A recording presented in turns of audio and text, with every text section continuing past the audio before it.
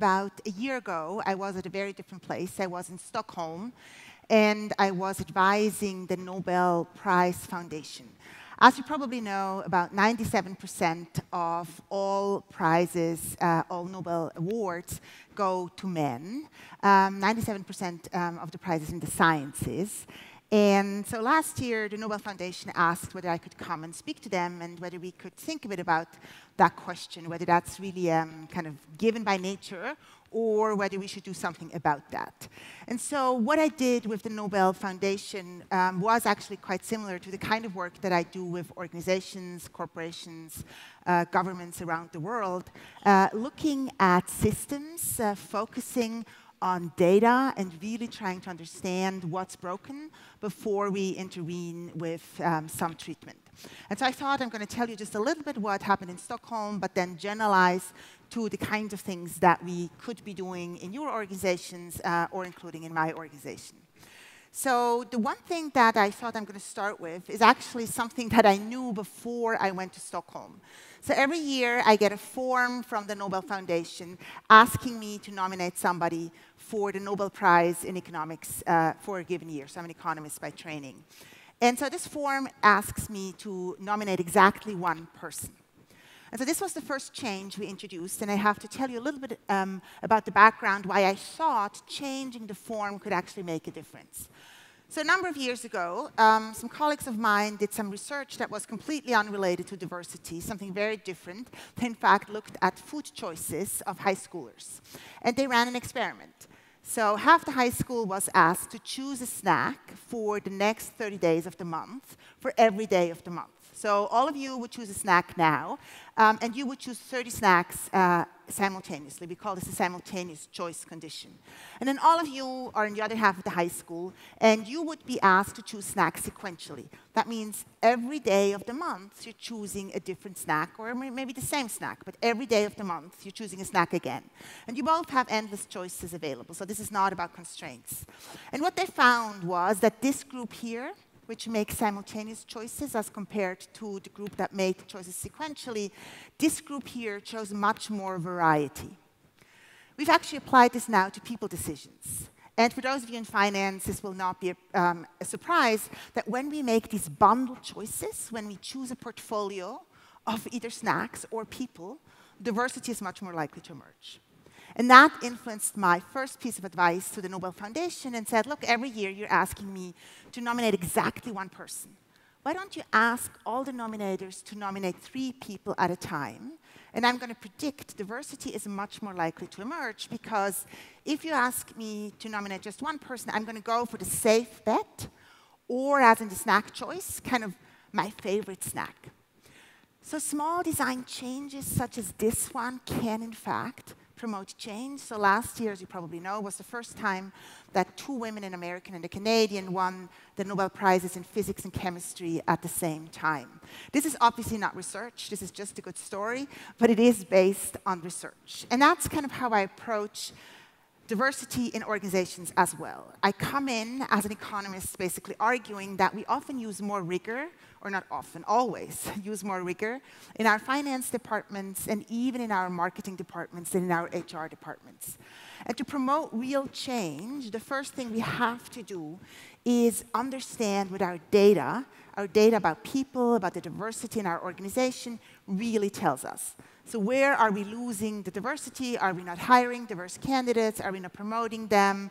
Do they leave voluntarily or involuntarily? So I thought I'm going to give you kind of a few concrete things that you might want to think about as you endeavor to diversify your own organization. And I'm basically going to go through the talent pipeline for a moment, and then I'm going to end with maybe the most difficult topic of the day, which is creating a truly inclusive culture. So the first thing that you might want to think about, and that's very low-hanging fruit, is attracting talent.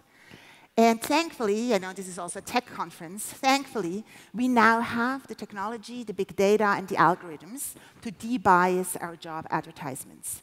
And that's basically something that many big companies, many of the Fortune 500 companies now are doing, sometimes working with one of the tech startups providing that service, or developing it themselves to make sure that the words that they choose do not exclude kind of half of the population. Because we do know that words are gendered, and we can, in fact, predict based on your job ad what the fraction of men and what the fraction of women is that you will likely attract with the words that you choose.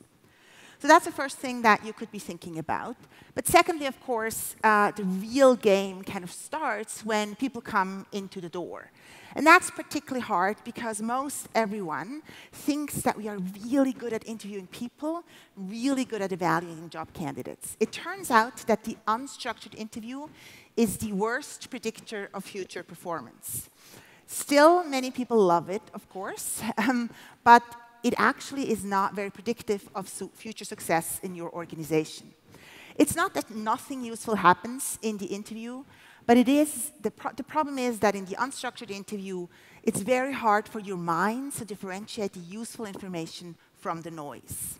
So what you do when you evaluate job candidates, what would be the better alternative, the best alternative, in fact, and that's not rocket science, would be to use a work sample test. Right? If you hire a coder, it's not a particular surprise that having the person write some code is probably a good predictor of that person's performance going forward.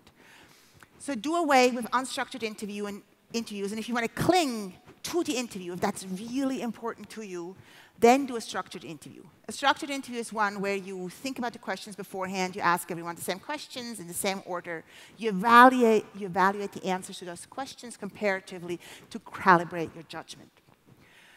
But you might think now, rightly, that action really is not so much at the entry level, at the hiring level, but it is at career advancement. So we have to think about what happens once somebody is in your company as well. Let me give you kind of a number of thoughts on performance appraisals and promotions. I'm going to start with performance appraisal, which is kind of one of my favorite topics in many ways, because I don't think anyone has really figured those out. And we're currently working with a big company in the financial services on the following problem. So I've noticed that many companies, probably yours too, ask employees to self-evaluate and share their self-evaluations with managers before managers make up their minds. And some companies, in fact, literally ask employees to give themselves a numerical rating. Now, that's, again, not necessarily rocket science to imagine that your employees' self-ratings might influence your judgment as a manager. And so what we could show is, of course, that there are cross-cultural differences, but also gender differences in self-confidence or just in the cultural comfort of shining the light on yourself. And so we were lucky in that sense, for a researcher in particular, that we found this one company which had this practice, but then 1 year couldn't share the self-evaluations with the managers. And that's, for researchers, kind of a wonderful natural experiment where we can literally show the company, so what did you do beforehand, what happened in the year when self-evaluations weren't shared, and what happened afterwards. And what we're finding, of course, is that men evaluate themselves a bit more highly than women. We also find cultural differences. So basically, the further east you go, the more you go into Asia, the less comfortable people are giving themselves a very high rating. And those self-ratings anchor, as we like to say, anchor manager ratings and therefore influence these managers. If you cannot anchor your manager, what we're seeing is that gender gaps decrease, cross-cultural differences decrease, racial differences decrease. So if you do have that practice now where you share self-evaluations with your managers, I think the answer based on the empirical evidence has to be stop. Now, I wanted to share one more thought kind of on promotions, because what we see often is that the gaps kind of are pretty apparent in promotion processes. We sometimes see that performance appraisals don't translate into promotions, but we also just see kind of simple kind of gender gaps in promotion. And what we're currently doing with a large FTSE 100 company in the UK is the following very simple intervention. We've collected the data for every manager on how many men and women that person has promoted in the last 5 years compared to the available pool.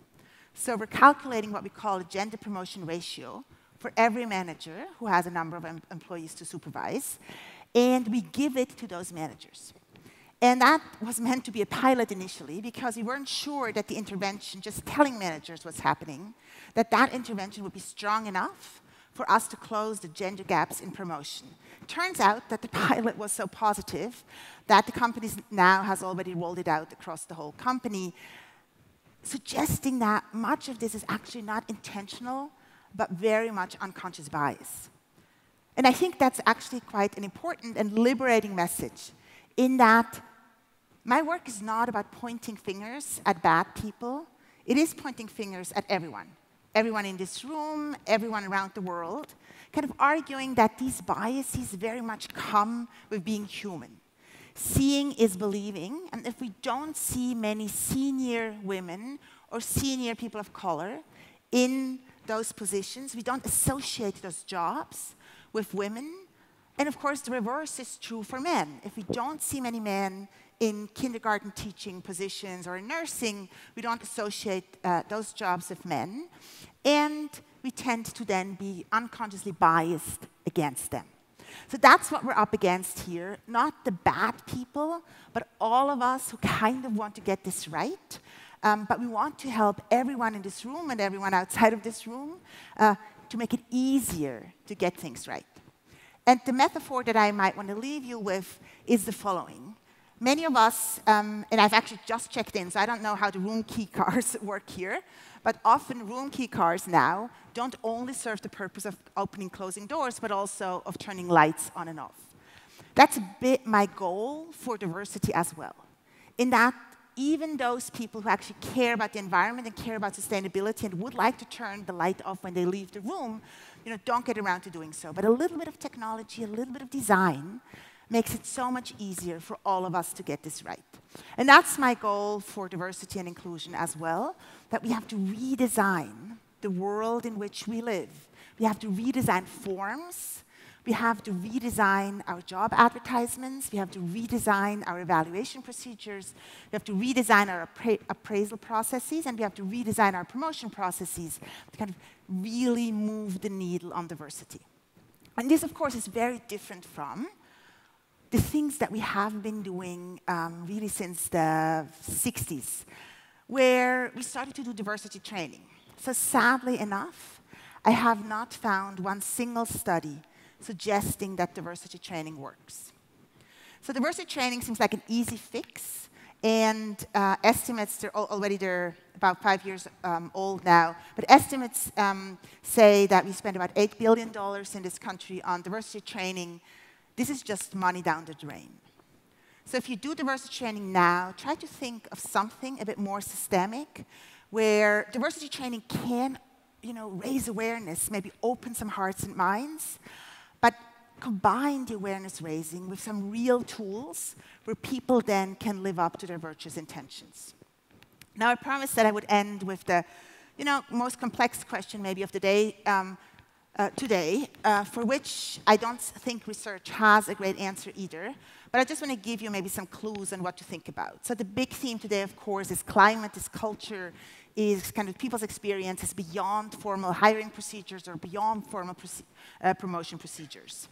And when I work with a company, what we normally focus on first is something that you still can quantify somehow, that you can at least measure a bit. And so we tend to focus on meetings.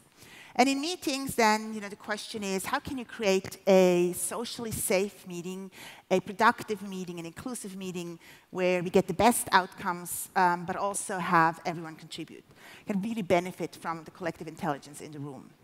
And that's a hard question. So normally we do 3 things. First, we do a diagnostic of what are people's experiences in the meetings. Are these experiences of exclusion? Are people feeling interrupted? Do people feel that they're not given credit for their comments?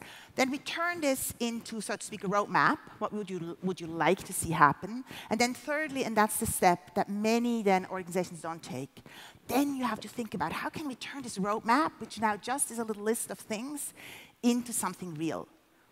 And the kinds of things that you should think about are very close to the kinds of things that I'm sure many of you have been thinking about in terms of having kind of the critical voice, the devil's advocate in the room. So have something like a devil's advocate, somebody who can kind of keep watch and can remind people in the moment that they're actually doing the right thing.